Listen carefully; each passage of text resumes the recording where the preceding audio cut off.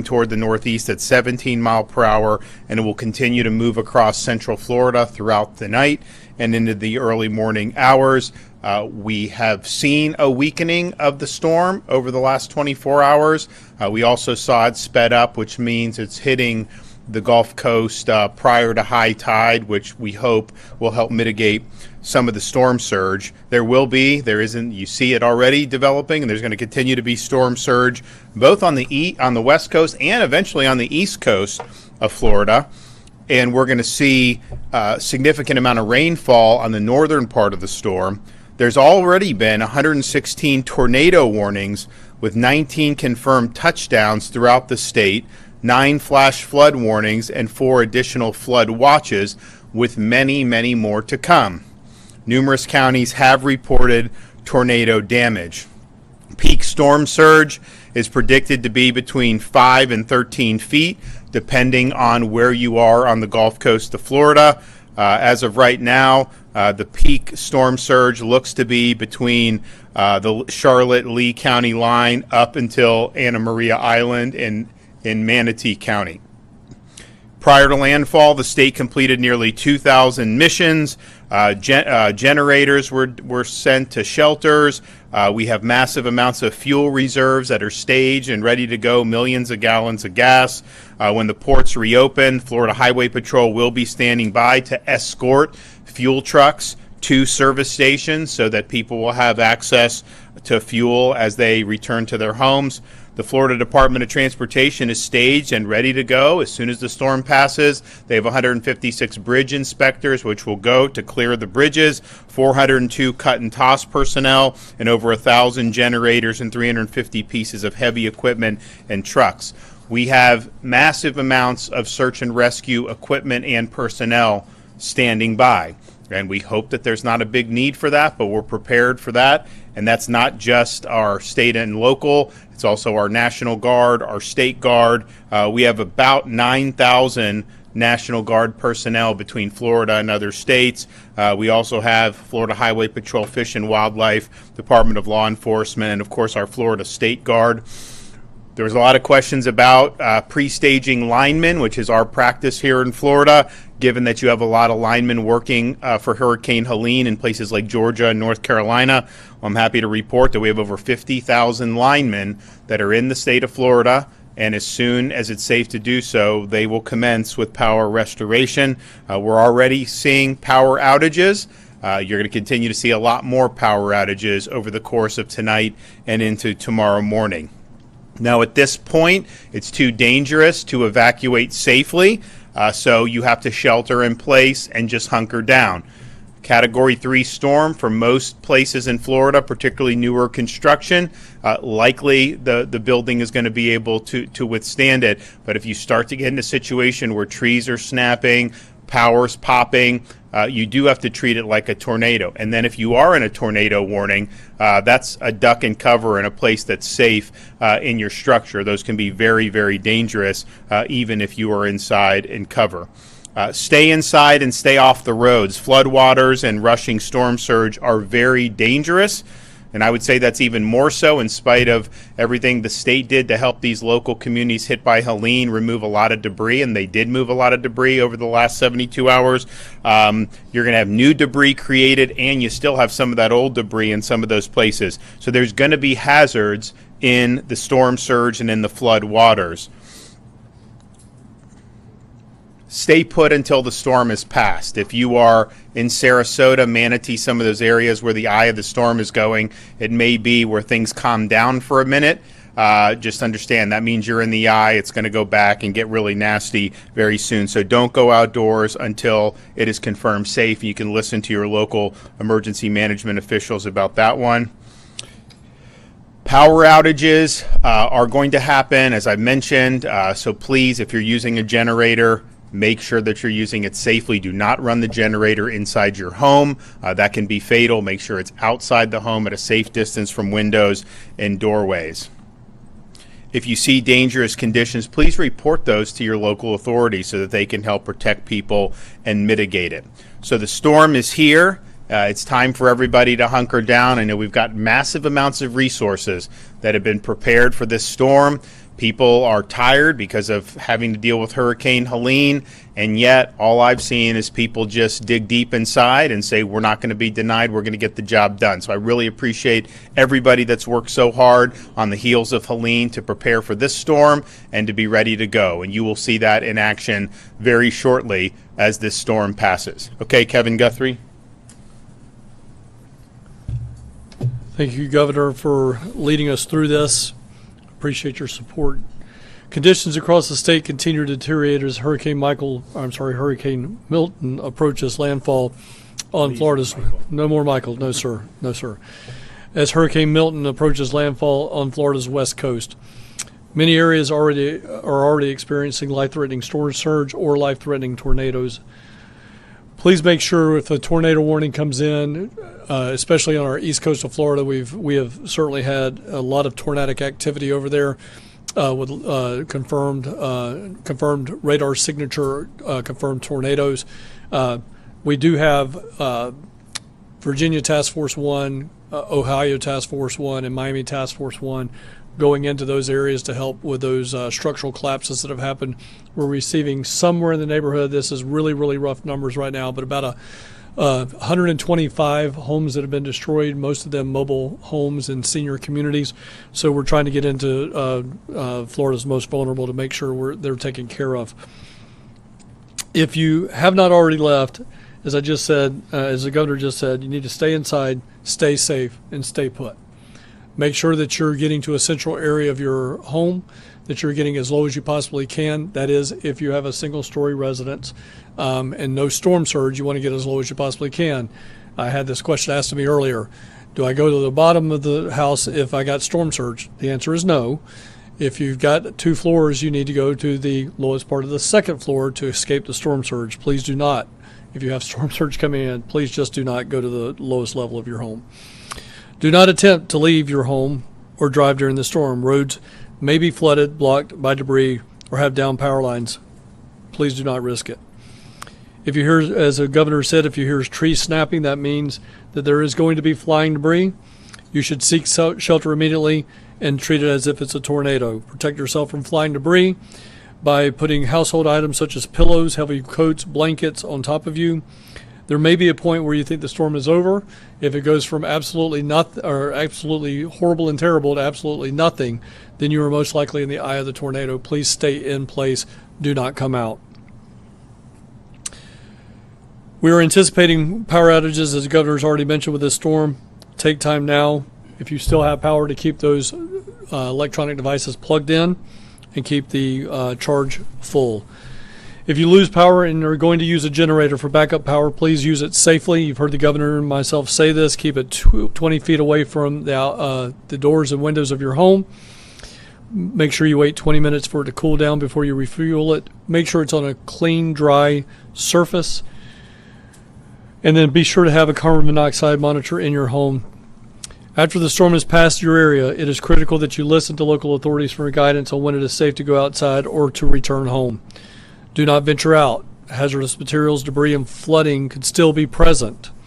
Do not attempt to clean up the debris by yourself, especially fallen trees or power lines. If you see a dangerous condition, please report them to your local authorities utilizing your 911 lines or non-emergency lines. Residents needing information can continue to call our State Assistance Information Line, which will be open for most likely weeks. That number is 1-800-342-3557. That's 1-800-342-3557. Please follow the agency on X and Instagram at FLSERT and on Facebook at FDEM. That is the best way to go and catch up on latest up-to-date information from the division. If you do not have access to that, but you have access to the internet, please make sure you go to floridadisaster.org/updates. Floridians, we are with you. We will be with you. The state of Florida is leading the way on this charge. Please know that we're coming as fast as we possibly can. There's going to be places that we just cannot get to until the winds die down. But as I've already mentioned, there are strong winds. There are banding rains. But we have the men and women of Florida Task Force 1 out of Miami-Dade, as well as members from the Ohio and Virginia Task Force going into harm's way to help you out. We will continue to do that all night long. I will be here throughout the night along with my team. Governor, it's been a pleasure working with you to this point, but I also want to say thank you for your leadership, and I know that you're not going to go anywhere anytime soon, and I appreciate your leadership. Thank you, sir. So we are staged with massive amounts of search and rescue assets, not just with the cities and counties and their considerable resources, all the state assets for our state agencies and National Guard, as well as urban search and rescue teams. And so we will be ready to help people who are in harm's way, and hopefully we don't have a lot. I know a lot of people did heed the call to leave, but that will be a priority to save lives. We also have a record number of people there for the restoration of power. These linemen, people love seeing the linemen coming in on the interstate. It's a great sight. They will get to work, get their power resumed as quick as possible. And then we have massive amounts of fuel on standby that we can use, but we also want to make sure these ports get up and running. I mean, we'll see what the damage is to Manatee and to Tampa. We have been discussing, and Kevin and his team have been discussing with our federal partners like the Army Corps and some of these agencies, some expectations about getting these ports back. And I think there's a difference between kind of Florida expectations, which is like we get this stuff done quick, and maybe how the federal bureaucracies have typically worked. But I think that we have had very good conversations. I think there is a sense of urgency with some of the federal agencies as well, but we want to get these ports back open as quickly as possible. We're going to have to assess some damage. Now, the track of this storm, the fact that it is Sarasota, perhaps the Port of Tampa is not going to take a major hit like it would have if it was a direct impact, but we'll see. Manatee is probably going to be a little bit closer to where it's getting some of the big impact, but we think it's really important that all services are be able to resume, and we have contingencies to be able to get fuel in where it needs to go, but it sure be a lot easier if we just get that coming into the ports. And so those are all going to be priorities from here on out. So if you are watching this, just hunker down. If you're in the path of this storm, it's dangerous outside. There's going to be a lot of hazards. Even when it passes, if there's floodwaters, be very careful about any of that. Help is on the way. We're going to get everyone back, get everyone up on their feet again, and we'll mitigate the damage as best we can. The president said that he has spoken with you. Have you talked about getting more resources from the federal government here in the state, getting things back open? So as I mentioned, we've been discussing with some of the federal partners about acceleration of what needs to be done, if something needs to be done on these ports. To say like, oh, it's going to be weeks for a port, no, that doesn't work. Okay, we got to get it open. And I think they're of the same mind, and I think that Kevin and our team have had good conversations. We've also, Kevin, I know, is talking, both Kevin and I talk with the FEMA administrator about some of the things that we're looking for. For example, with this debris, let local governments do the debris a little bit differently so that we incentivize people to come and do it quickly. Because the way it goes now, it was hard to even get people to do their debris. You had them going other ways. It just didn't make economic sense for doing that. And a lot of the debris takes like 6 months to do, and that's just kind of been the standard. I think we showed by surging our resources, which is really unprecedented, we knocked out a lot of debris in like 72 hours. So we want to have a debris where there's incentives to do it and do it quickly. I don't want to have to even talk about this now, but we're not out of hurricane season. There is the possibility of another storm brewing, and that's going to come into the Gulf. It's possible. I hope it doesn't happen. But so we want to be able to have them with contractors and have them have things working with the FEMA reimbursements that make sense. And I think Kevin, I think Administrator Criswell has been very receptive to that, because it does. It just makes sense. Governor, Director Guthrie, in terms of the timeline of recovery, and last time with Helene, you were able to get search and rescue units kind of out there before, if I remember correctly, before the sun even came up. That'll happen again. Yes. So, yeah, they will do in the dark. That is totally, absolutely fine. It's just a question of making sure that it's safe for them to go out. So as soon as that storm passes, and the fact that it came in earlier than thought, that's good for the high tide, because the high tide's not here yet. I think it'll help with the surge. But it's going to mean pretty much all the rescues are going to be done in the dark in the middle of the night. But that's fine. They're going to do that. All of our folks are doing that, and they will be on target. Since you have so many people here in the state, more than previous storms, Are you expecting things to kind of be restored quicker than previous storms? Like Helene was power back within a week. Are we expecting that even sooner, 3 days, 5 days? Well, we need to figure out how much power is out. I mean, we just don't know, right? And so we'll see. But I thought, we didn't get hit with Dorian, but it was coming, so we prepared. I thought maybe we had reached 50 with Dorian. We didn't.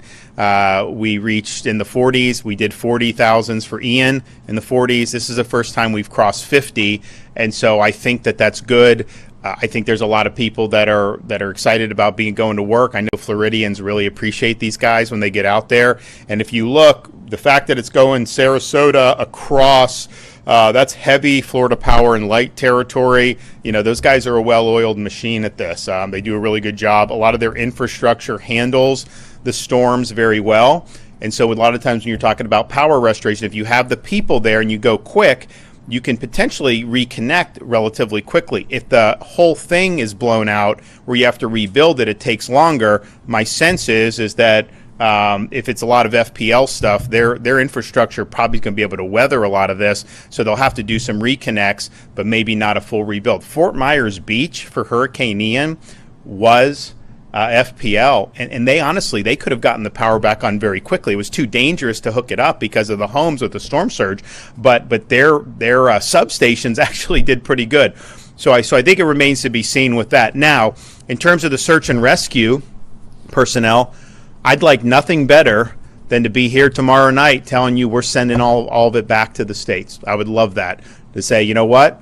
We did whatever we needed to do, just like Helene, and then 24 hours later, it was fine. Thank you, and you guys go back home. We would love to do that. I'm hoping that we're not going to need them to be long, but it's just going to depend on what the damage is. So we'll see. I mean, look, these storms, it's like how many, what population, how many people, how much infrastructure. And this thing has come up. It kind of went east into Sarasota County. I don't know where they're going to say the landfall was. Maybe Venice, from what I'm looking on the radar. Maybe middle Sarasota County. But if it cuts across from there, there's a lot of rural areas. Whereas if it would have gone into Tampa Bay and rode up I-4, that's like millions and millions of people.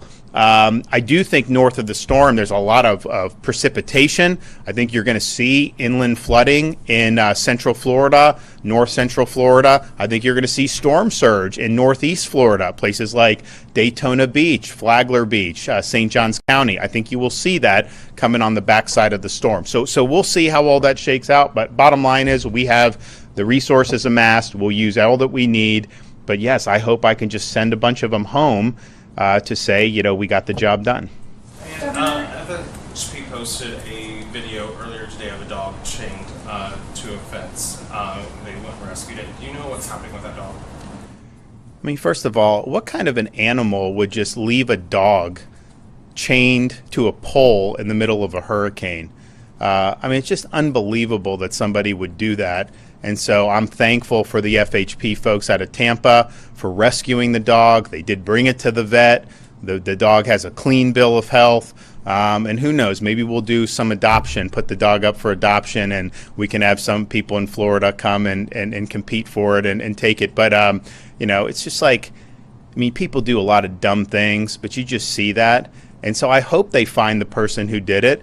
And that person should have the book thrown at him. We've got very good laws in Florida against animal cruelty. These dogs, we've got dogs that are going to be helping in the storm. These police working dogs, they're great. They're great canines.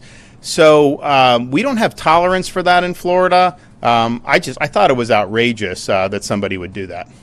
Can you talk about the size of the storm and what people should expect from the wind fields, how wide the eye is, or anything like that as it comes on shore? So it's interesting. I think the storm did deteriorate because of the wind shear. We were here, 24 hours ago, and it was 180 miles an hour. And no one thought it was going to come ashore at that. But I think a lot of people thought it was going to come ashore as a pretty strong 4. And it ended up coming as basically a mid-level 3. Now, it doesn't mean there's not storm surge. It doesn't mean there's not hazards. There is. It's a serious, serious storm. But in terms of some of the damage that we're going to see from wind, there just is a big difference between 140, 150, and 120. We saw it with Hurricane Ian, which was basically a Category 5. I think it may have landed just a tick below. Of course, we saw it with Hurricane Michael, which was a Category 5. As you get into the 120 range, 115 range, still hazardous, can still do a lot of damage, but Florida buildings in particular, new ones, they're going to be able to withstand that for sure. And so I think that likely, look, I'm cautiously optimistic that with the Florida building code that you're going to do. Now, the storm surge is a different story, and we've had storms that, Hurricane Michael was not necessarily known for being massive storm surge, even though it was like a tornado and it obliterated so many structures.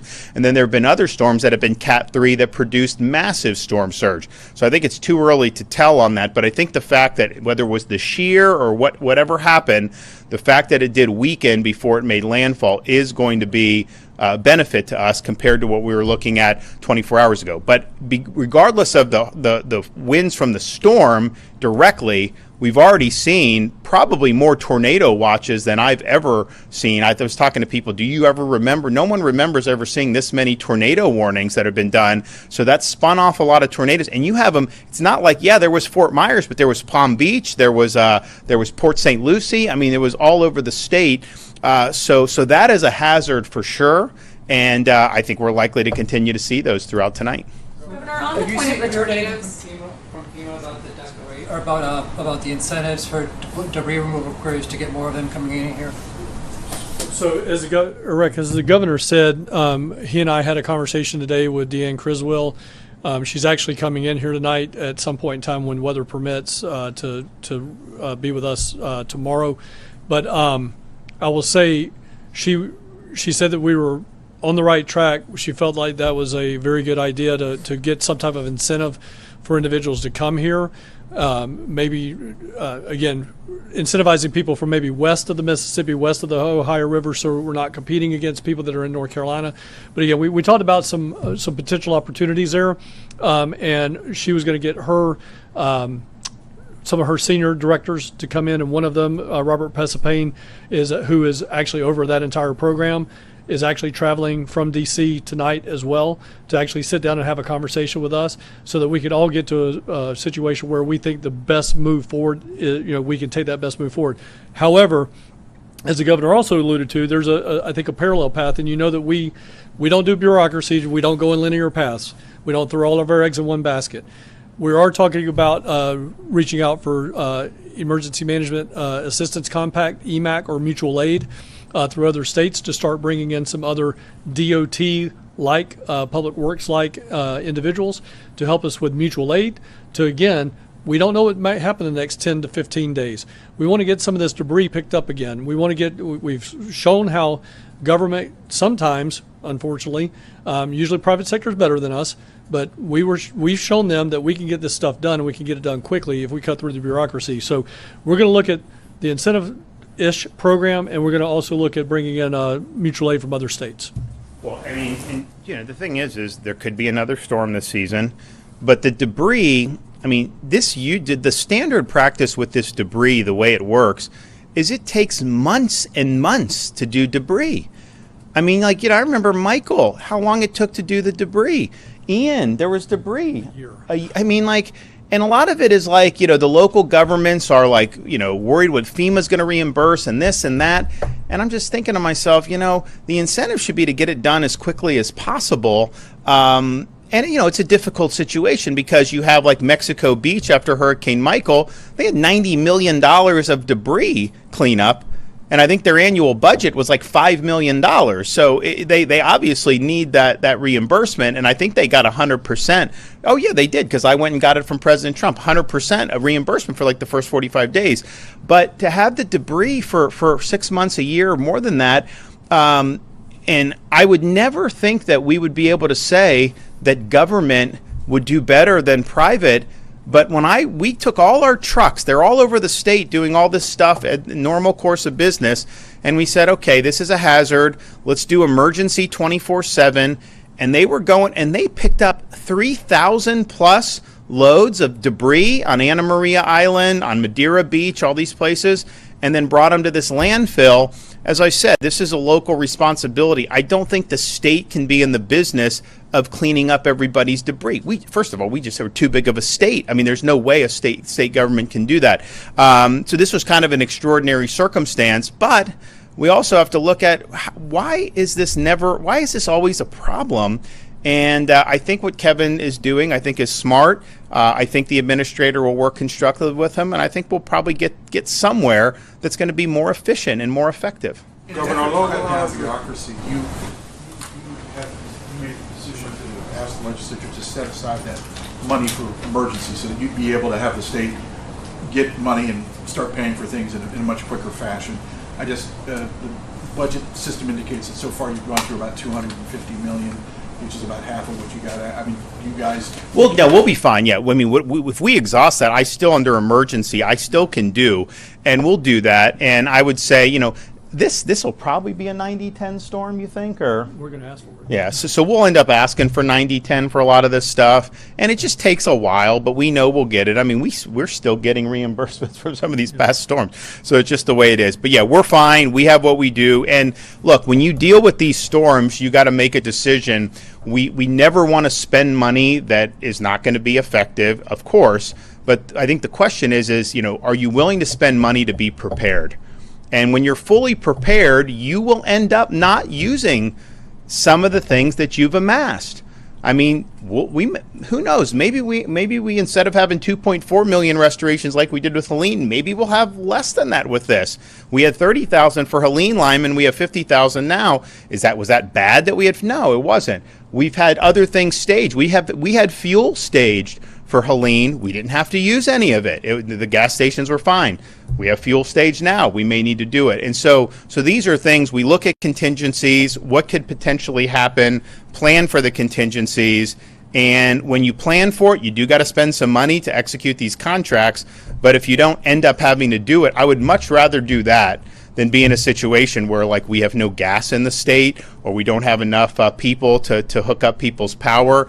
And it does cost when we do the mutual aid, when we bring in the linemen, the state is responsible for some of those costs. But the way I view it is, if we can get people back, I think we had 2 million restored within 72 hours for Hurricane Helene. That gets everyone back on their feet and the state gets moving again. That pays for itself. If you have power out, the standard used to be people be out of power for 3 weeks or 4 weeks. That is not, I think that's bad. I think that hurts the economy. I think that hurts the quality of life. So that's just how you got to do it. Our view is let's just be prepared. That's why we have the fund. And you're going to be better off being prepared ultimately than if you're not willing to do it. Search and rescue. I know it's a big emphasis for the state. What happens if 911 goes down, God forbid, or cell towers go down and people can't reach the hotline or 911 to call search and rescue? What should those families and those individuals do?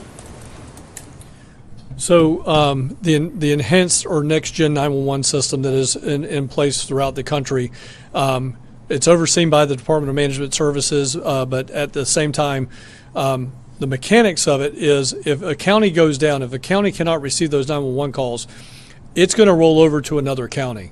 So there is a redundancy that is numerous layers deep that will end up getting that 911 call. When that 911 address pops up on a dispatcher screen, it's actually going to tell them where the home service is at. So it will say, for instance, just say for grins and giggles, it's Punta Gorda. It's answered in Hendry County. It'll show up Punta Gorda. So the people in Hendry County know automatically, okay, I'm actually receiving a call from another area. There's something wrong. They're still going to, all of our dispatchers are trained, our 911 coordinators are trained underneath a Department of Health certificate. So they have all the same standard training throughout the state of Florida. That is a required statute. So they can take that call just as good in Hendry County as they can in, say, Charlotte County. They'll transfer that information. We have redundant systems all across the state. We still have World War II, Cold War era technology that are copper lines that go from every single emergency management agency in this city, or I'm sorry, in this state, to another emergency management. So that'll come in, they'll get the information, they'll pick up that, hotline, call that next county over and say, this is what's going on, and then people will respond to that. Well, also, I mean, I think what you've seen in past is there is the redundancy, but then if someone does need to be, I mean, if there's 10 feet of storm surge somewhere, you go rescue, and then they'll, like our boats, like they'll go around and check on people. They'll do all that. So you're going to see a massive effort as soon as it's safe to do so to check in the areas that were the hardest hit by surge if there's anybody in distress, because someone may not be able to call. Now, even if the 911's working, they may not be able to do that. And if you see somebody that's sitting on their roof, someone's going to go and pick them up. I mean, that's just how we roll. For the tornadoes, Director Guthrie mentioned about 125 structures that were destroyed. Does the state have any confirmed fatalities from those tornadoes? Not yet. I think that there's some injuries. I don't think we can rule out fatalities, but we don't have any confirmed yet. Does the state have a number on how many people are in county shelters or those state supplemented shelters? So I appreciate the question. I did a 5:15 call where we were getting some real-time numbers updated. I'm going to say it's probably close to 100,000. We had a lot of counties that their numbers went up exponentially. Earlier today, we put 31,000 out there. But for instance, Hillsborough reported a couple of maxed out. Pinellas reported a couple of maxed out. But every county that reported something maxed out still said, even though it was a single shelter, still said they had plenty of capacity in their system. So we're nowhere near capacity that we have, which was well over 220,000 beds as of our earlier briefing today. But I would estimate it's probably around 100,000 and maybe growing. And I think and it makes sense that it grew a lot today, because the storm wasn't expected to hit until tonight. So you don't need to be there. Like a lot of people, why would you be there on a Tuesday night? They'll just go Wednesday morning. So we anticipated that would happen. We have capacity. I think when you're talking about storm surge on these barrier islands, a lot of those folks have the wherewithal and the means to be able to go somewhere else, hotel, family, friends. And so they're probably not the prime candidates that are going to go to shelter. I think a shelter is a lot of times some of the elderly, some of the people that may not have as much means, and that's there for them. And I think people have utilized it well.